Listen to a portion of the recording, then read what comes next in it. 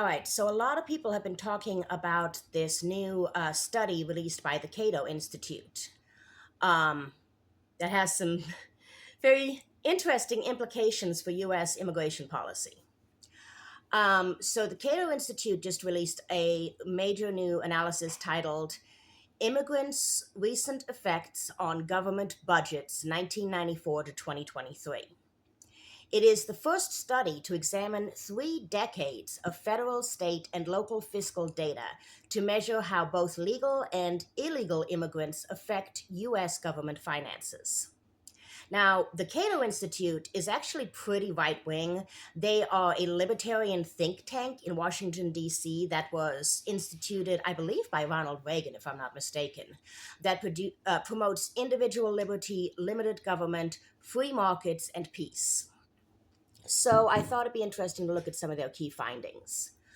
The number one finding that everybody's talking about is that immigrants generated a massive fiscal surplus in that period of time. In other words, they put way more money into the economy than they cost the economy or the government.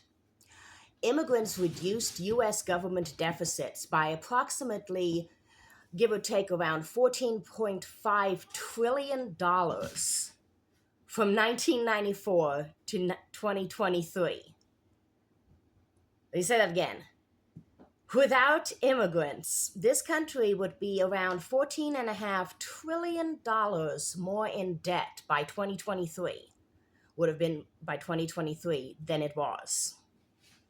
Now, this surplus comes from immigrants paying far more in taxes than they receive in government benefits, which is what we have been saying forever because a number of other smaller studies have said the same thing for years.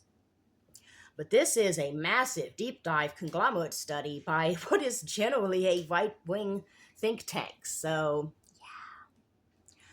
yeah. Another finding is that this is related to the first one, is that immigrants are a lot less costly than U.S.-born Americans. On average, immigrants impose lower per-person costs in old age benefit programs, education, public safety, and this contradicts common claims that immigrants strain public services, because those are lies meant to demonize them and blame them for the ills of our society.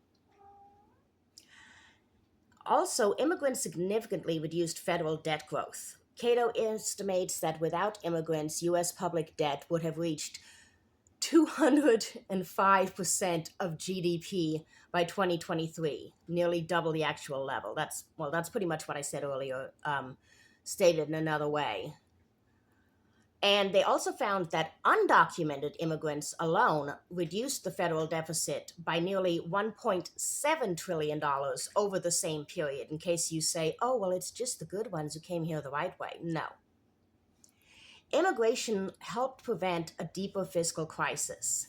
Across all levels of government, immigrants' tax contributions helped offset rising costs from an aging U.S. population and entitlement programs, as the right likes to call them.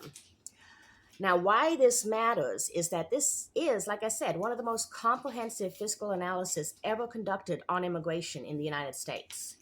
And it challenges long-standing political narratives by showing that immigrants, regardless of legal status, are a net financial benefit to the United States and its people, and have played a major role in stabilizing government budgets over the last 30 years. Which means essentially that a lot of the destabilization caused by Republicans every time they get into office has been being offset by immigrants, not just Democrats.